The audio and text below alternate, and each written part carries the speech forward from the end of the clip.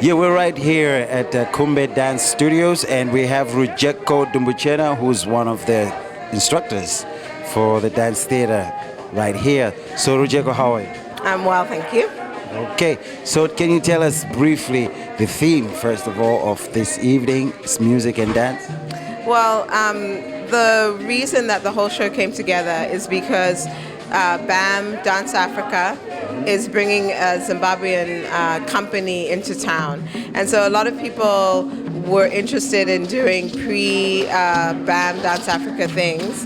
And because I'm living in New York and in Brooklyn, and I'm an artist here and is from Zimbabwe, they recruited me for a lot of the work that happens beforehand. But I wrote a grant and won the grant to bring in a couple of Zimbabwean people to showcase some of our traditional dance form and music, because of all of this studio in particular is dedicated to African diaspora dance, but Zimbabwe is not something that people are familiar with. The style of dance is something that people are not familiar with. So that's my mission, just to put it out, as a dance form as much as I can.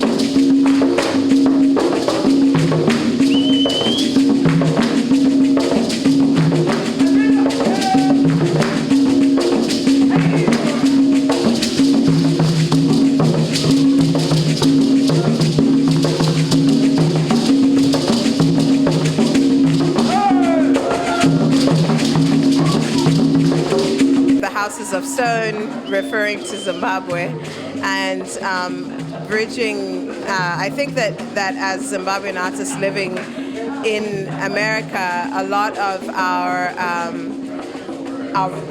the important thing for us to do, or the passion that we have, is to share our culture with people.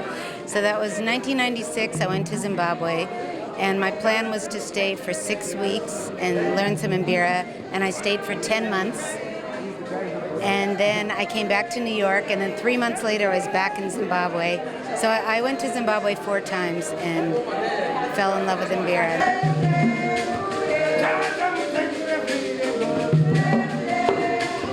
The first people that I met in Colorado were in a marimba band. So they started teaching me marimba and Mbira, and then there are many Zimbabweans that come from Zimbabwe to the States. I tour around. So I started studying 12 years ago, and then I've also been back and forth to Zimbabwe many times.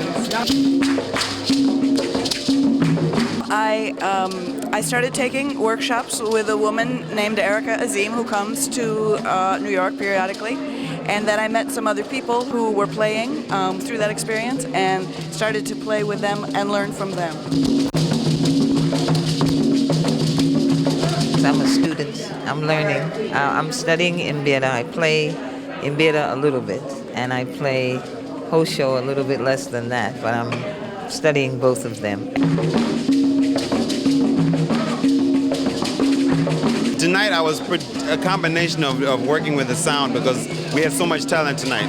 So, I didn't have to play as much, but the main focus was to show the kids that have been studying with Rujeko for the last 4 weeks, and then basically display what they had to do, and then just to have a little bit of African culture, Zimbabwean culture, by bringing in Tendai Muparutsa and Ronnie Daliyo to kind of bring in the authenticity of the movement and the music. So I was part of that. I started playing Mbira over 15 years ago. It has been a long process of learning to play, and I play several varieties, but this is one of them, and it's been a long process. But many people call it differently, but some people call it Mbira Huru, some people call it Mbira Nare, some call it Mbira Dzawadzimu, but to me, if you say Mbira Dzawadzimu, it's debatable, because any mbira can be mbira dzawadzima according to the group of people playing that particular instrument. So let's just call mbira dzava Zulu because it's mostly found in the Zulu area.